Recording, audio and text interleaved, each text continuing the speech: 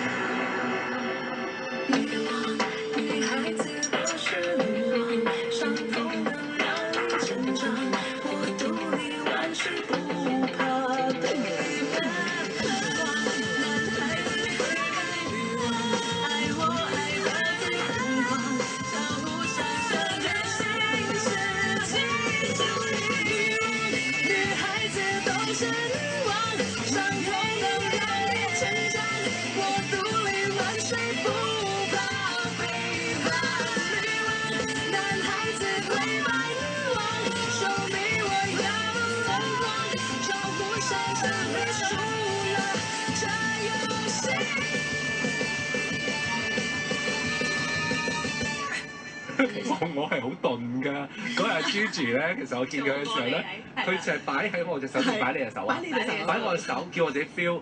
我 feel 唔到喎。有啲人係咁㗎，係咯，因為靈氣裏邊分4個 type 㗎嘛，有啲人就係 feel 唔到個 type 嚟，但係可能好勁㗎喎你。哦，係。即係你唔一定要 feel 到嘢㗎。哦，咁嗰4個 type 係咩啊？有啲咩？有啦，好得意嘅，有分溝通型啦，我哋叫溝通型、治療型啦，有一個叫變化型同埋強化型。哇，咁似啲派嗰啲圓點邪紋啊嗰啲，代表咩咁樣？冇錯。咁所以有一個 type 咧，就可能叫做強化型嘅朋友，可能佢感應力比較差，但係佢能夠可以咧，譬如個念力啦，甚至乎運用能量係比較強，但係佢自己本人咧，可能感受嘅能量冇咁強嘅，可能你屬於呢 type 嘅發仔。點樣去 test 到出嚟啊？其實咁其實當你如果真係接觸咗靈氣咧，慢慢嗰個導師都會開始 feel 到你嗰個 type 邊樣，係咁樣。嗱，你講呢樣嘢令我諗起一樣嘢咧，就係我都有去即係裝下香嗰啲人嘅。咁咧，我有一次去睇啲掌上命理嘅嘢咧，咁嗰個人第一句就問我：你係咪有拜神？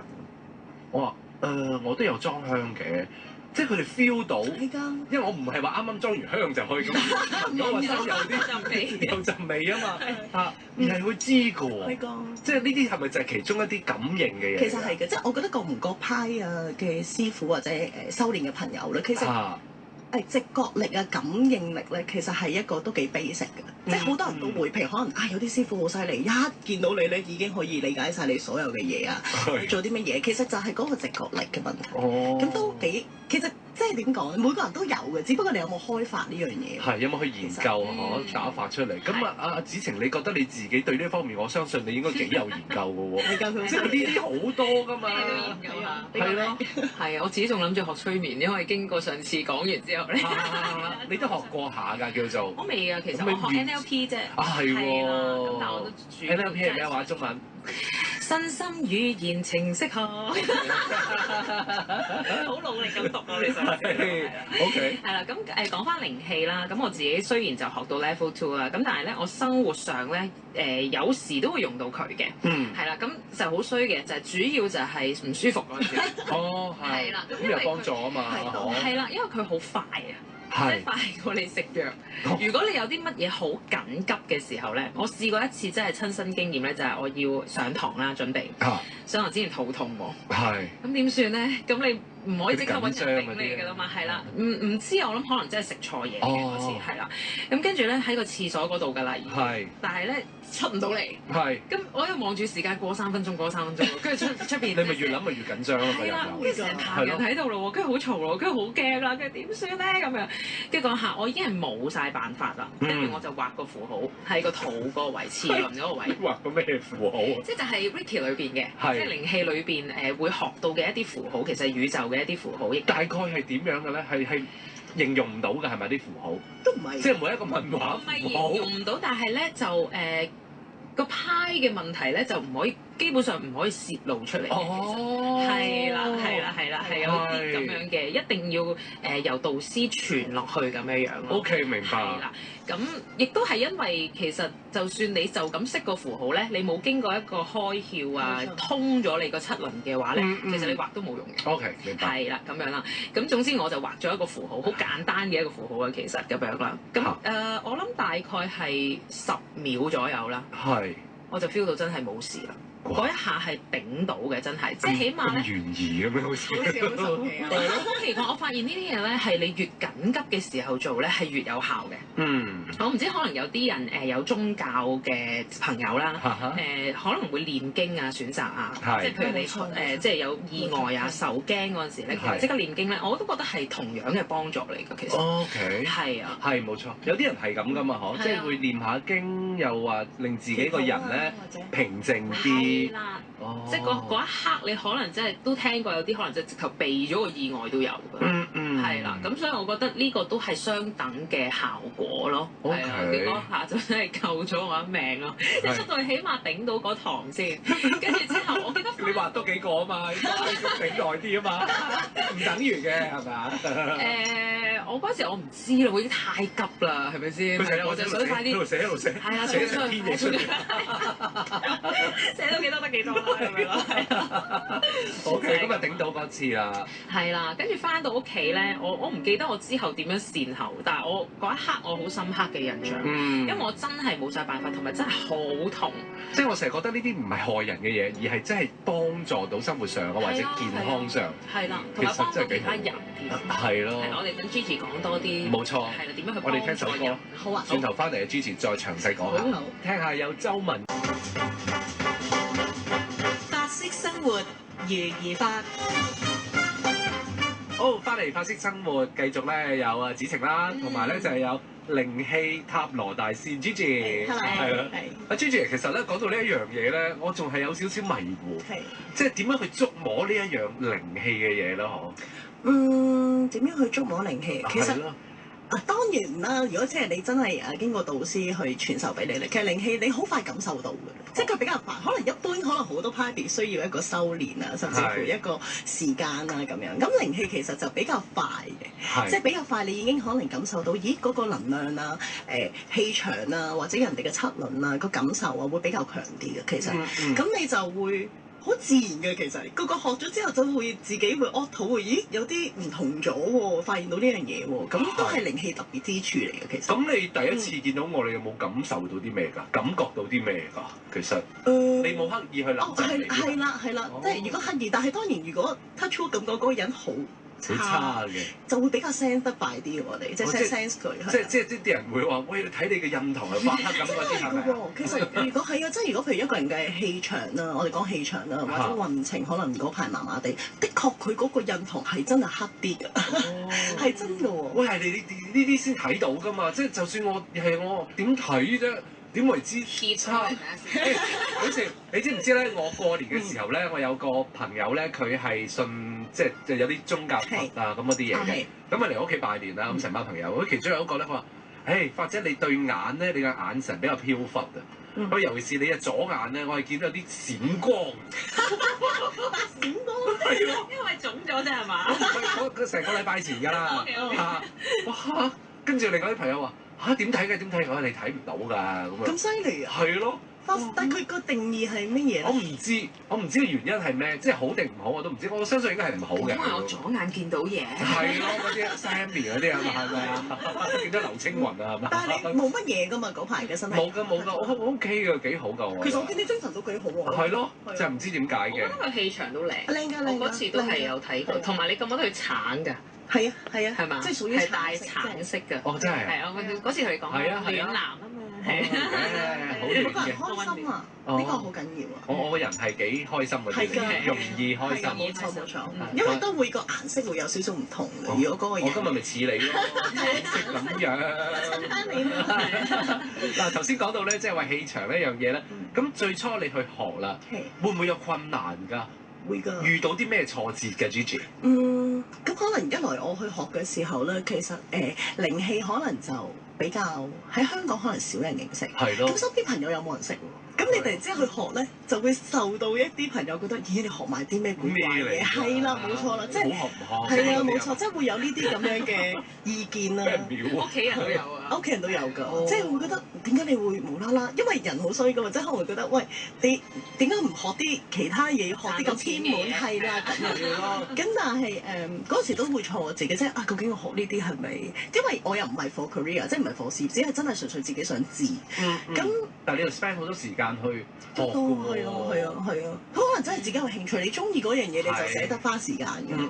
咁就挫折啊！咁你有時可能你好難描述，因為始終可能有陣時能量啦，係我哋肉眼睇唔到，你唔知點樣去話俾人聽啊！其實佢嘅存在性，甚至乎點樣去話俾人聽咧，可能呢個係一個困難之處咯。OK。係啊。咁但係屋企反對你都照去學啦嗰陣時。嗰時可能年紀細反叛啲。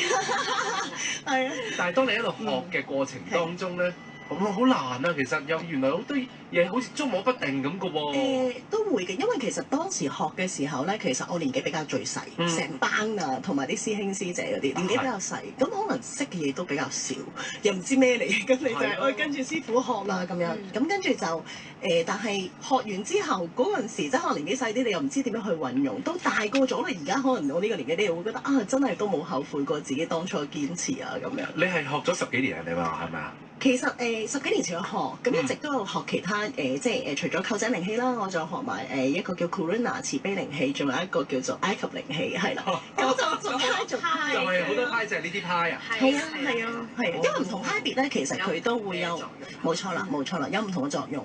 即係譬如可能埃及靈氣，佢係主力係幫助人嘅心理狀況，即係如果你心理上，因為我哋身心靈係貫通㗎嘛，即係可能你嘅心理狀況有問題，可能好多 side effect，可能你身體會出現一啲問題，咁我哋點樣去幫佢翻歐啫，幫佢 healing 做治療咧咁樣咯，係啊，咁都會。挫折一定有嘅，其實，因為始終唔係普及嘢啊嘛。咪咯。係啊，咁但係堅持咯，唯有係啊，堅持。但係外國又幾普及嘅噃，即係突然間聲沙嘅。係幾頭先見到我。突然係咯，突然間聲沙。Sorry 啊，係啦，就係已經外國，好似我聽講嘅係幾普及嘅一樣嘢嚟。係啊，外國其實好多 centre，即係譬如日本臼井靈氣咁講啦，其實好多唔同嘅地方都有佢哋嘅治療中心，甚至乎而家有好多醫院啊，直情已經有個體系咧係有靈氣幫助啲病人嘅，譬如癌病啊，所有已經喺哈佛大學裏面有一個治療中心啊，係 for 呢個體系，即係啲醫生咧已經係可以識用靈氣去幫啲病人做治療咁樣。哦，咁都認可性好大嘅。喂，咁即係 Gigi，你都係個醫生咁嘅咯喎，你同屋企人講。你話我係另類嘅啫，讀醫嘅，幾勁㗎嚇！我讀醫㗎喎，好勁嘅。我諗講到呢度啦，好多聽眾朋友都好有興趣繼續知落去。喂，呢個時間不如咁啦，我哋播下 Redholic 嘅新歌《將愛活埋》啦，講少少先，介紹下先，子晴。將愛活埋就係頭先我哋都講過啲感情嘅事啦。咁其實好簡單咁講就係我哋要將之前嘅感情活埋咗，我哋先至可以對下一個人公平。即係如果你之前都仲係拖泥帶水嘅話，咁你發生下一段感情嘅時候，你都唔能夠全程投入啊。但係好多時好多人都係咁樣嘅喎，咁所以呢，我就做咗呢一首歌，希望大家要失戀又好，要即係經歷一啲傷痛都好，感情一定會有呢啲事嘅。咁但係就發泄咗佢出嚟，亦都將佢埋咗佢，有新嘅開始。好，感受下先。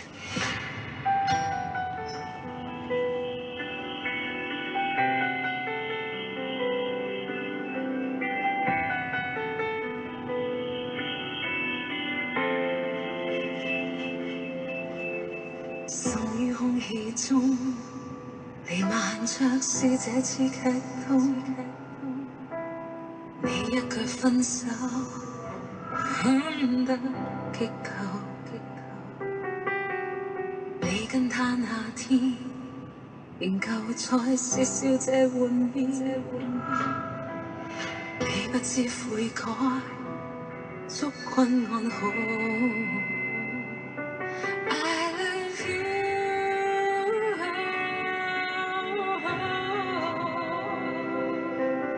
陪上我藐視你生命，也要為你祈禱。將愛活埋，連回憶也活埋。繁華世界裏，愛你全是廢話。將你活埋，痕跡也破壞。沉寂割破了脈搏，仍想跳動。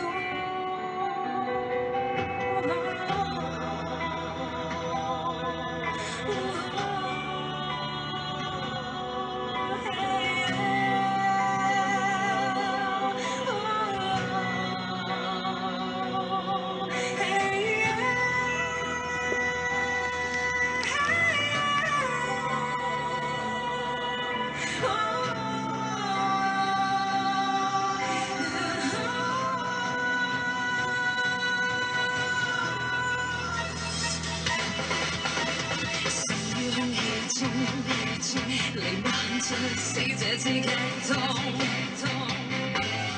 你一句分手，恨得激透。仍舊在小小這換貼，你不知悔改，我觸碰愛好。I love you，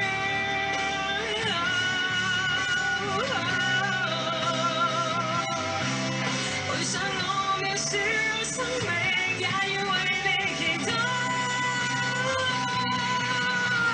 將我活埋，連回憶也活埋，但我世界裏愛的全是廢話。將你活埋，痕跡也壞，沉寂割破了脈搏，仍想跳動。終別離去，別回去，我願意放下情緒，不對，不對。你話過他說什麼，不再聽，不再講，只覺得始終有罪。我願賠上這段最後時間，費盡了心思去改，一再改寫記憶，未明白心痛在即，我是否已立即變做了罪人？將愛活埋，連回憶也活埋，繁華世界裏愛你全是廢話。將你活埋，痕跡繼續開，沉寂割破了脈搏，仍想跳動。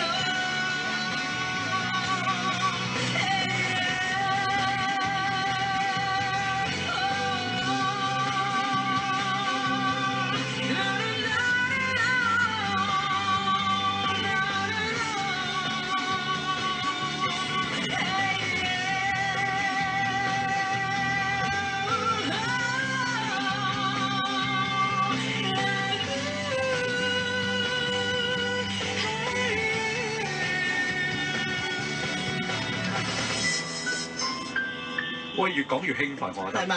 即我更加想深入去知道多啲啊嘛。好啦，咁講到話靈氣，咁係點樣去運用咧？如果譬如有啲嘅聽眾朋友話，好啦，我想知道我生活上面點樣去用嘅，其實呢啲嘢點樣幫到人啊，或者幫到自己㗎？如果譬如可能喺生活上啦，好多時你開通咗靈氣之後咧，其實你一來可能喺價值觀睇嘢會唔同啲，咁甚至乎可能身邊嘅朋友自己咧，當身體唔舒服嘅時候，你就可以用一啲符號就畫啦，係啦，就畫啦，係啦，即係都幾大幫助嘅。老實講，即係當然你真係好唔舒服都要睇醫生，但係意思係一般譬如可能真係頭暈身㷫啊，或者可能真係都個幫助性幾大。好危急嘅時候咯，我尤其覺得係啊，好危急嘅時候，你可以用一用，好似震一震住佢先咁樣，因為有時你真係未必，或者你人在外地啦，你未必即刻可以揾到醫生去睇啊嘛。咁我覺得呢個好緊要，因為我有一次喺泰國嗰陣時唔舒服。Ricky 咧，佢勁就勁在可以點樣咧？可以搖佢噶噃。係啊，就算 even 你喺加拿大，你有啲咩頭暈身㷫，跟住之後同 Gigi 講，哎呀 Gigi 我有啲唔舒服啊，佢都可以喺香港嗰度 send energy 俾你。我一陣間問阿 Gigi 攞翻個電話先。係啊，咁我嗰時就喺泰國，咁咧我唔可能因為我開通咗個渠道咧，咁我可能個人變得 sensitive 咗啊。咁咧我就 feel 到有啲靈異嘢。係啦，咁我同行嘅朋友咧都發夢見晒啦。係啦，即係同佢哋講嗰啲嘢啊咁樣喎。尤其是我就冇，但我就唔舒服。係啦，我就係覺得好似周身唔舒服唔妥咁樣。咁同埋我啲朋友又病啦，跟住我好唔開心成個過程。咁我就打電話俾 Gigi 求救啦。我話點算啊咁樣。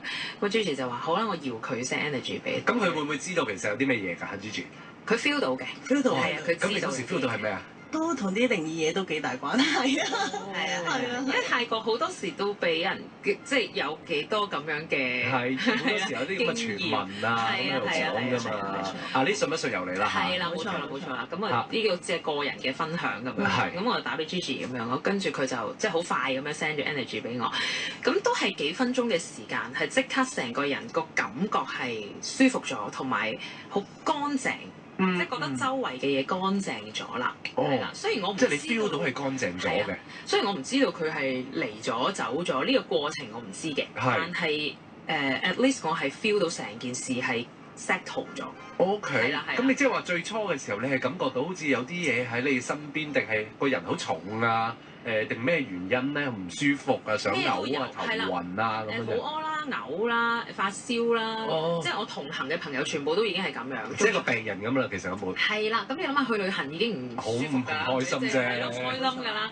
跟住仲要係佢哋發惡夢，係啦，就見到係有嘢喺你側邊，係啦，跟住同佢講就即係好似恐嚇佢哋咁樣樣，就你哋唔好再留喺度啦咁樣。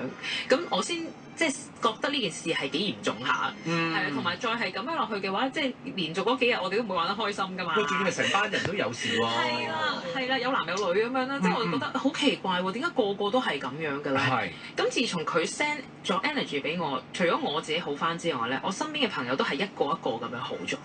係啦，因為可能真係嗰啲嘢散一散走咗啦，咁樣咯。嗱，你講呢樣嘢，其實阿 Gigi 我都有咁嘅經驗喎。係咩？嚇！不過但係我想先講經驗之前咧，你繼續講翻咧。咁你嗰時用啲咩方法？點樣搖佢去幫嘅子晴？因為其實咧，購仔靈氣咧，有一個符號，佢係咧專可以啦。不論你個身處係咩地方，每一個區域啊，或者一個距離限制，咁就可以傳送一個能量俾對方咁樣嘅。咁其實佢嗰陣時打嚟都幾危急，因為佢係凌晨打長途翻嚟，都嚇親我㗎。係即係有啲事態嚴重啊嘛，我覺得。係啊，即係都知道佢真係好唔舒服喎。咁啊，跟住我就即刻都呢嗱就畫集符號掟晒能量俾佢，等佢可以即冇咁唔舒服先啦，第一時間咁樣。咁所以都係啊，嗰陣時都凌晨3、4點㗎。係啊，都危即係危急。即係符號就唔可以講係咩啦，但係咁你話喺邊啊？跟住點樣傳過去啊？真係 email 咩？定係 WhatsApp 啊？你有冇 WeChat 㗎？係都有 Line 都有。你喺邊個區？我泰國就係興 Line 嘅。我哋可以會揾一啲代替品，即係可能一啲水晶嘅、一啲石頭嘅物件啦，去代替就做一個傳送嘅渠道咁樣嘅，係啦，咁就可以傳送過去好快嘅，即係等於好似我哋手提電話咁嘅啫嘛，即係其實我哋冇線嘅，但係我可以打我俾你。哇！你咪勁過網絡商。係唔好咁講，差唔多你個速度。係咯。能量上係幾得意嘅，呢個我都覺得係靈氣幾 interesting 嘅嘢，即係有個符號竟然咁神奇，可以真係接收到，對方又真係接收到。咁你用咩收咧？阿子晴又？我唔使收㗎。哦，你唔使收嘅。你唔使特登去收嘅，即係如果你係接收嗰個人啦，係譬如。喂，我房冇 WiFi 喎。呢個好啦，就係唔使 WiFi，亦都唔使俾月費。隨使嗰啲咩蛋啊？係啦，蛋又唔使嘅咁樣，係即係你接收嗰個咧，你就坐喺度就係感受就得㗎啦。即係其實你唔需要特登去做啲咩，你自然就會覺得。咁因為你本身好唔舒服㗎嘛，一定係你舒服咗之後，你就自然好快感覺到㗎啦。係啦，不過係嘅病咧，好多時候都係嘅。譬如你成日覺得好想嘔，你嘔完你真係覺得舒服咗㗎嘛？當然係即係嗰啲感覺。係咯，即係已經幫你處理咗啲嘢。係啦，咁嘅感覺咯。咁我諗呢個都係同念力都會有關係。係嘅，冇錯冇錯。即係當你 send 嘅時候，你個念力都會係。即係譬如我哋傳送能量嘅時候，都會即刻已經有一個念力或者個指令，我哋叫就話係佢即刻冇事好返。佢而家嘅狀況即刻係啦，冇問題咁樣。咁你繼續係咯，咁就 OK 啦，諗到嘢啦。我即刻諗到咧，咁使唔使執幾多劑藥咁先得㗎？即係可能有時一劑未必夠㗎。係咯，即係可能你一個禮拜後再嚟睇。頂住一個禮拜先今次。即係需唔需要咧？譬如如果有啲朋友佢長期啦，即係可能有啲客人可能佢長期病患嗰啲咧，咁真係時間其實要比較長少少。因為你頭先講過，譬如可能有啲外國嘅醫院，即係有啲癌症嘅病人，或者有啲精神病嘅人啦嚇，可能都要透過呢啲方法去舒緩佢哋咁樣。因為做化療嗰啲好辛苦，同埋佢哋我諗好多係心理上咧好多關口過唔到。咁我覺得呢樣嘢靈氣係好用到喺呢樣嘢上面嘅，即係佢未必係直接醫好佢，係啦，但係咧佢可以幫助佢即係舒緩翻佢嗰啲痛楚，即係無論生理或者心理上嘅痛楚，你好難過㗎嘛，其實係冇錯，哇幾多嘢面對啊，面對屋企人，面對自己，面對將來，係你成個身體咧好即係負荷又重啦，好難受啦，見到自己咁嘅樣又唔開心啦，冇錯嚇。我頭先講到咧，我話有個經驗咧，咁留翻咧下個星期講下。呢個時間聽下林憶蓮重唱葉振棠嘅呢首《笛子姑娘》啊。好，拜拜。